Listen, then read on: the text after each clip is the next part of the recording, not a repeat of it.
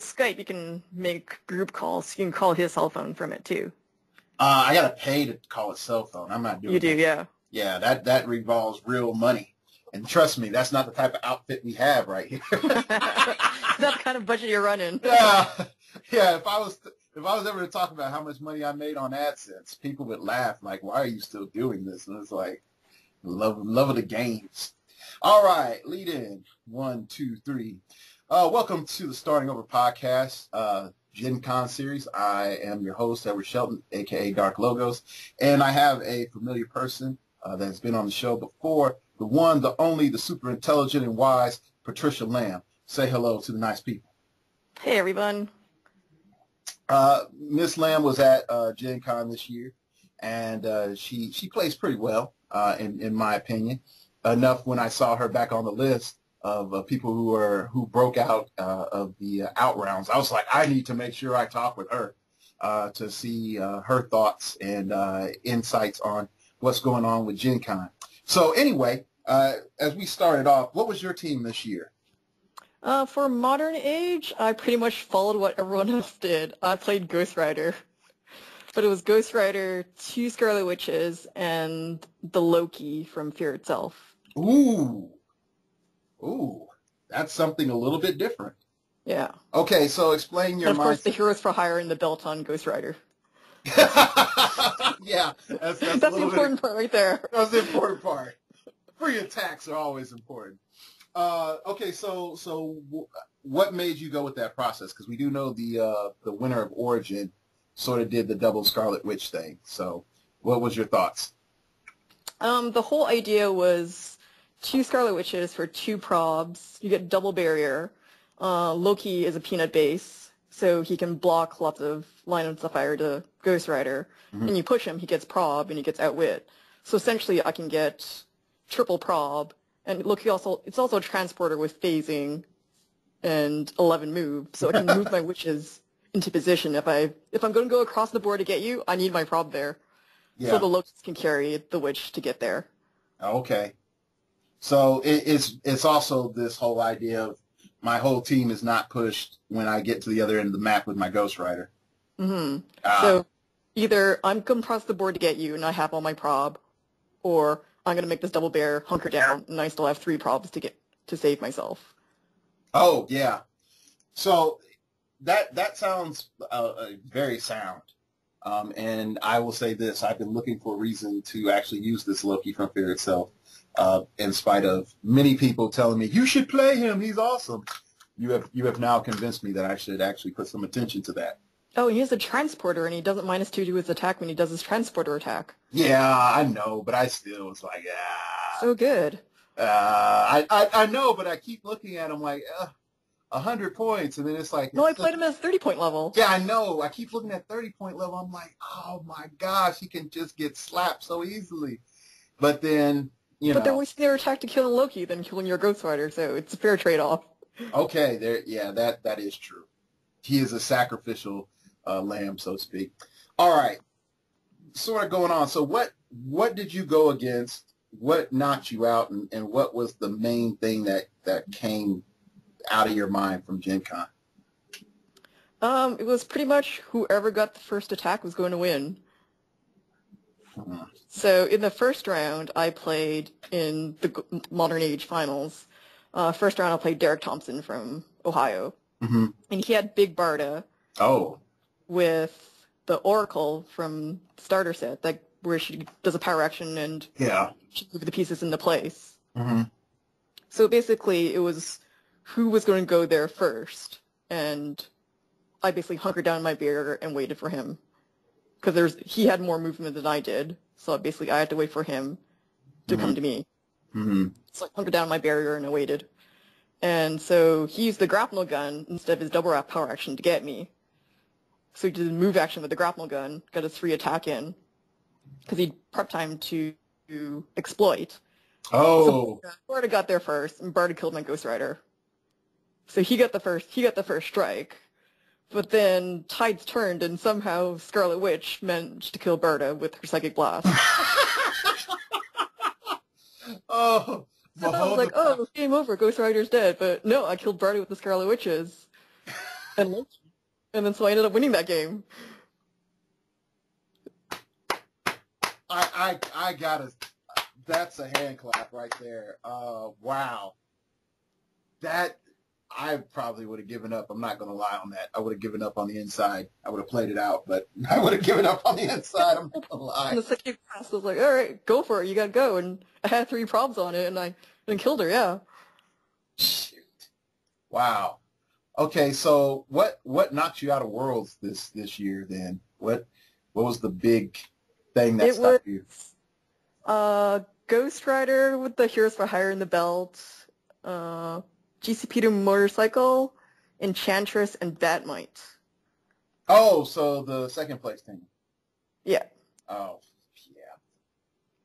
So for sure he was going to get first strike on me because there was no way I could cross the board. He could cross the board with Batmite, with TK and Batmite more or less. Yeah. So TK Batmite out, Batmite moves, suddenly Ghost Rider's right next to me. So again, it was one of those hunker down and wait situations. Get your defense as high as you can and wait with all your 3 probs. Yeah. And he brought his 2 probs with him, so it's basically 4 rolls on that attack. Oh.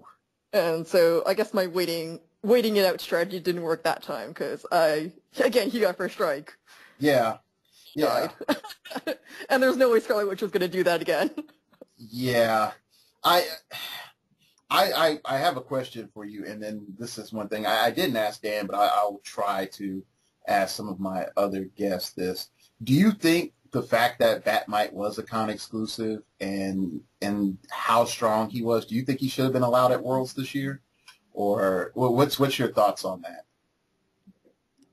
I think fair is fair. It's a piece that was released. Some people had asked us, some people didn't. So really, if you really wanted a Batmite on your team, you could have gotten a Batmite on your team through eBay or getting it earlier in Gencon. Okay. All right. So I think fair is fair. If I wanted to put Batmite on my team, I could have done it, but it wasn't something I was going to do on my team. Okay. I mean, that's fair. I mean, you still have like a theme team. Yeah, like. Yeah, I had a theme team, so I pretty much got the map that was best for me. Yeah. Yeah. So I sort of am wondering this because of all the Ghost Rider silliness and whatnot. I'm not going to say theme team is dead because we've had a whole lot of silliness about getting map rolls because of Justice League. Like how much of your thinking was dealing with Justice League and how much of your thinking was like, I need to go first over just getting map? Like map was just irrelevant. It was just, man, I need to go first.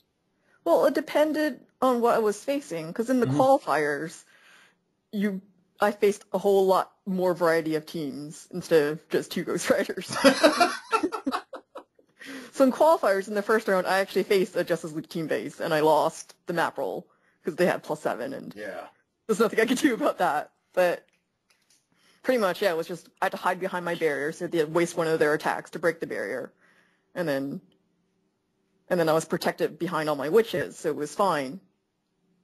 So then Ghost Rider, I had the suit of Sorrow, so it didn't matter about their shape change. So Ghost Rider just goes out there, hits them with the heavy, exploits their weakness, and that's pretty much it for them. Yeah. Yeah, and... Because really, they have to be the aggressor.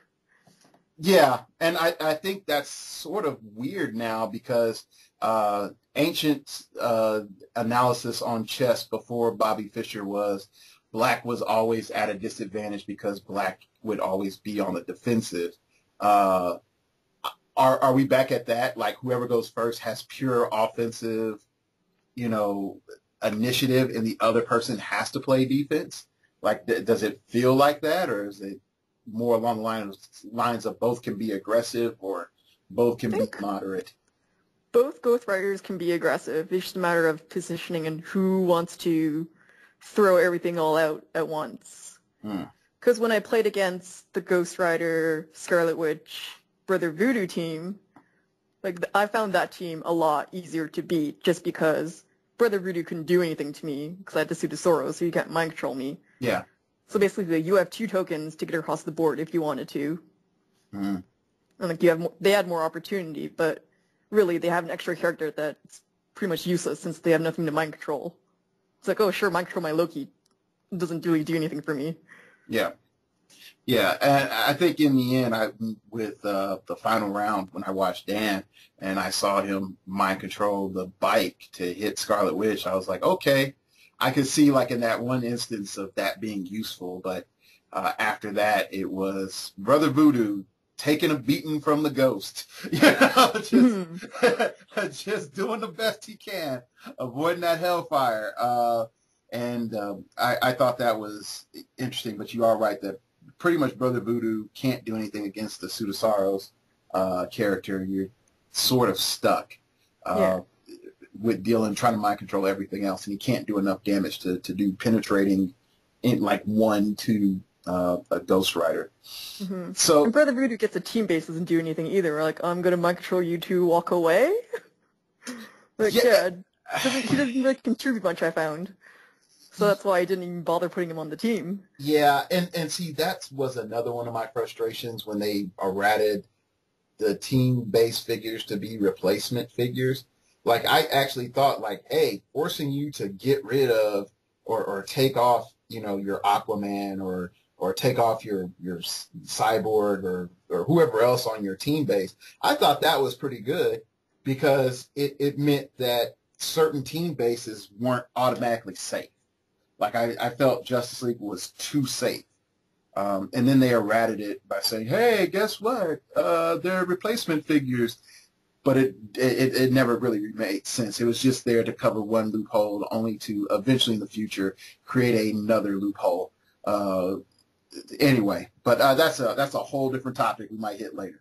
So, how was your Golden Age, and what happened with that, and what did you play? I was not prepared for Golden Age, apparently. So I qualified in slot number 32 of 32. I'm like, all right, cool. I can qualify in the second last slot. And basically everyone and their dog was playing Villains for Hire, because basically what you need is points. Because with the Villains for Hire team base, you get double points if you kill your mark. Yeah. So I went in there, I'm like, oh, how many free actions can I get? I'm gonna play Shuma and two Molemans, get all this mind control, and just flurry you for 5 as many times as I can. Mm-hmm. So that was my idea at least, and against the Villains for Hire team base, Shuma does not perform very well at all. Oh, okay. Oh, wow. I, wow. I know the with the Villains for Hire, I talked with a couple of people initially when they came out. No one was really looking at them, and I was like, hey guys, don't walk away from this one quite too soon. And it seemed that it did have its place. But what made it motivate you to get Shuma in Mo Monster? Well, the Momans I can understand that because Shuma's a monster, but why go with Shuma? Um, Because it's the how many free attacks can you get in a turn. So basically, Shuma can do his own action, hit you with the flurry from 5 range, and then Moleman can mind control. I can do it again, and then I have another Moleman mind control, do it again. So I'm getting 3 attacks in one turn if I can. hmm. Okay. And I would hate to say it. Does it seem like the game has regressed into well, I say regressed, has moved into how many free actions I can cram into a turn, or Pretty much, yeah. With the hmm, Justice League team base doing 3 actions a turn, you're like, oh, I gotta keep up with that. hmm. Okay, so that seems to be what's been setting the tempo. Then is really the Justice League when the Justice League came on the scene, it all came down to instead of hitting hard, it was hitting frequently and hitting often. Mm-hmm. Okay.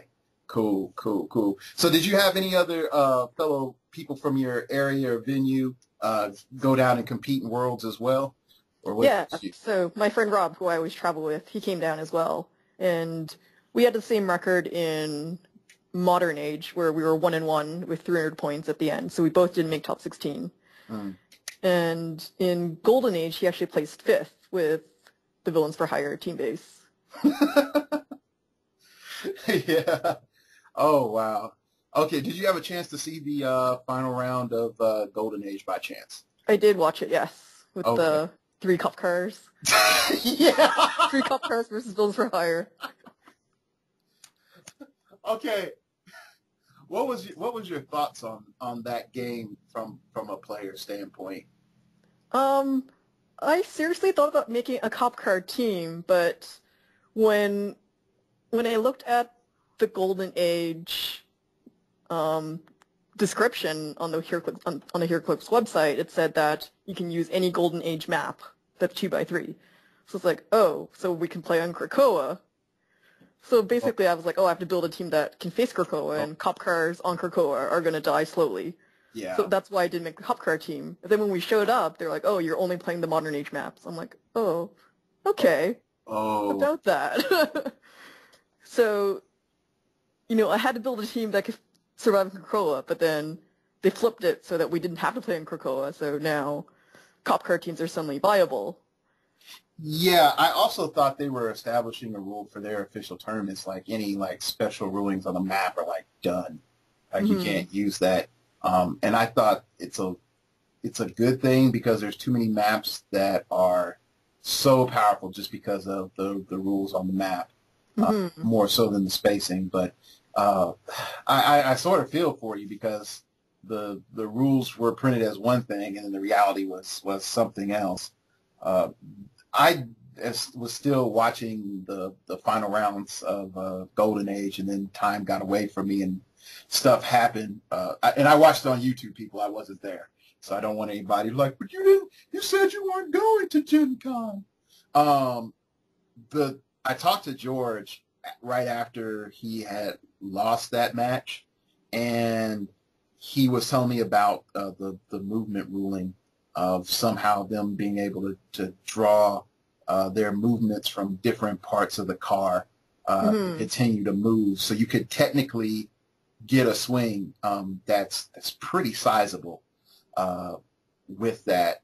And then the other thing that was a little bit frustrating to me was with the GCPD ATA and combining with just movements and what we're getting for free on movements, you never had to token a cop car.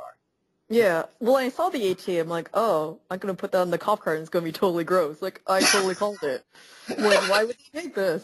This is gonna be gross. And It's like, when the cop cars first came out, there's a huge uproar about how gross it was that you can just ping someone for free, but now you can move for free and then ping them without having to roll dice. I'm like, yeah, oh man, this is gonna be bad. and like it's sad because I was talking to my protege for HeroClix earlier today, and I said this: it's like eventually Gordon became obsolete with cop cars now, because over time you could say, well, I move eight and I move eight, but just consistently, if you never token your cop cars, eventually that that ATA is cheaper and it's going to give you more net movement because all it does is it replaces your speed value with 4. And when I watched the video, he had each of the cop cars perplex up the other's movement. So he was free moving for 5 every Hmm. turn. And it's just like, what do you do? You know? And then George used the ATA with Lex Luthor. With the Louis 13, that was a very good team. Yeah. Yes. Yes, that was an excellent use of tech to produce something different. So, um, but I I think the only overall, problem with that team is it has to creep up slowly. Because it can only move 4 at a time if you want to keep all your tokens off. So Luther and all his motorcycles have to creep up slowly 4 at a time. well, I look at it like this. You can creep up, you can get carried with the cycle. Well, oh no, if you get carried, you can't move. So, yep, you're right. It is because I had in my head like, oh, you get carried and then you move. But then I'm like, hold up, wait, you can't do that. So, but yeah, it is a slow creep, and you can barrier very consistently if need be. But oh gosh, when I saw what he could do, it's just like, oh, I move up for free, and with +2 stats and take a And then shot. I'm going to shoot you, and then it was all free because I moved for free, and now I don't have to turn my belt. Yeah. Yeah, and then I summoned Batmite to do it again for free. And if I wanted to, if I really needed to kill you for a third time, risking my +2 stats, Yeah, I'm going to put that token on and do it, yeah. yeah, it's like really. So, I mean, it's not as crazy damage It was out. clever, yeah. It's clever. It's not as crazy output as Ghost Rider, but you're not dependent on a token to just keep going. Like, you could just keep going, which is ridiculous. But anyway, sort of going to ATA since our brains are there. Did the ATAs, when you first saw the new list of ATAs, did you say, oh man, a whole new world is open? And what was your thought process when you saw those ATAs, and what went through your mind? Well, I guess I didn't go to Origin, so looking at those ATAs right before they came out, before Origins, it wasn't a big deal for me. I'm like, oh, ATAs, I'll look at them later. Because I wasn't getting ready for Worlds at that point yet. Mm-hmm. So it didn't clue in that Heroes for Hire plus Ghost Rider equals gross. until I heard about it at Origins. But I did remember reading the GCP Cruiser and thinking about that when I saw it. But I was like, oh, no one's going to play a cop car team, it's fine. Because I pretty much thought Ghost Rider he can kill one cop car, or maybe two at a time, if he gets on Flurry. Yeah. Or at least really break them. So I thought Ghost Rider should be able to do enough damage to break some cars before they run him over. Yeah, I know that definitely for modern age is for sure. The issue really came down to is that because of the cheapness of the pilots, you can fit in that third cop car. Mm-hmm. And it's the 20-point pilots from Batman Alpha. Yep. Yeah. So but yeah, modern-ish, because you couldn't find many cheap pilots. Yeah, the cheapest is 30. So then you are sort of locked down. Yeah. Yeah. So, but the silliness that came from the ATAs, I feel this year, to me, I felt that WizKids was trying to patch the, oh gosh, we didn't believe our play testers when they told us it was broken, the Justice League that is, and just the team-based mechanics. So we need to make everything equivalent to a team base in some form or fashion. And so I think looking at offenders, it was them saying, hey, we see the defense is ridiculous. You have the chance with a limited amount of figures to replace the defense value with an adjacent character, whether it's a Pog that you move up there or your opponent's character. That's an option. Or heck, even yourself if you move adjacent to the character to punch them. What else? The Young Justice. I thought people would play Young Justice, but there's not enough characters that really benefit from it, that are really awesome on their last click, that are also wild cards. Because just say, hey, guys, we're about to die. I'll take a bullet for you, and you take one click, and that character stops on their last click. And my tech was to use Young Justice, the Ray, Villains for Hire, and the Thule Priest. And that way you had Young Justice, you had a wild card with Thule Priest, and you can wild card it with your Villains for Hire. But I got eaten alive by Dan's team because we play tested. So yeah. I should have played, if I was able to go, I should have played Golden Age. I might have had a chance. I might have been second place at World. And anyway, also sort of going on, was there any other ATA that after they came out did you say let me play with this a little bit and preparing for Worlds, that you just said I wasn't that good in the end? I don't think there were any other ATAs that were good enough to take on Heroes for Hire. Because I did kind of skim through them, but nothing really popped out as, oh my god, I came up with something really awesome. Well, it seems that Heroes for Hire rose to the top and completely for any and all options. I am surprised though. I think out of everything that we've done, that I've seen tech-wise that came out of Gencon, no one ran, only one other team that I've seen listed used two had used another Heroes for Hire. One was Iron Fist from Fear Itself, and the other one was Johnny Blaze. Yeah, Iron Fist, that one's good. Yeah. the Iron Fist team, from what I heard from Dan the other day, that was ridiculously strong. But it's one of those, like, are you one of those people that can juggle 15 things in the air? You too can play this team. It's not one of those teams that anybody can just pick up and play. Sort of, wrapping some things up in a nice little bow. What are some of your views on heroclix after Gencon, and with the meta as a whole right now?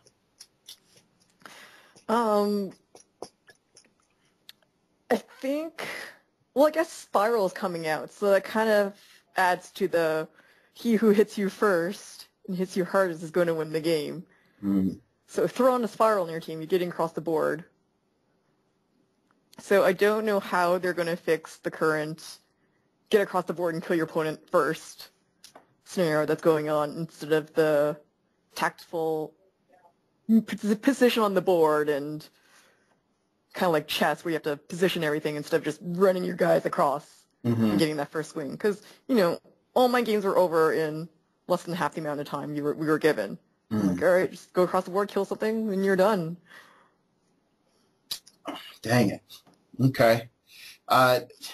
Wolverine the X-Men, I thought was going to make me happier a little bit. Like I got that little second wind of like, okay, maybe this isn't all bad. Maybe I have some hope. And then I played last night in the pre-release, and I pulled a Spiral and another gentleman pulled a Spiral, and it was the least amount of fun that I ever had in the game.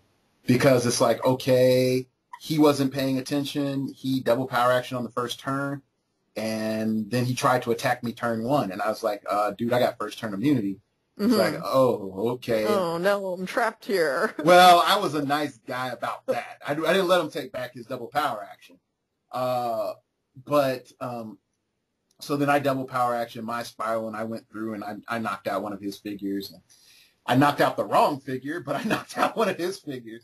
And it sort of came to me was, was brought up from the judge earlier, was all that Spiral allows you to do is go through the portal. I didn't have to open up my own portal. Because I had a Spiral on my team, I can go through 2 gateway portals. I didn't have to be the one who spawned it. So it becomes the fact of you have to have Spiral to not just saying I can open up the portal, but also if my opponent does run through the portal, I can chase them back through the portal. I tried clogging I call it the Hellmouth right now. That's how I feel that it is. It just spawns demons out. I tried clogging the Hellmouth at the end of the game because I was losing. All I had was my Spiral. And I tried to clog it with just me sitting on the square.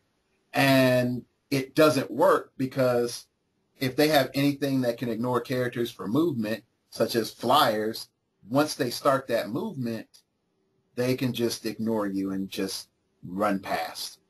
So that was frustrating, knowing literally as much as I'm trying to position with my characters, like Spiral just completely cuts it off. And so I feel that there has to be something done.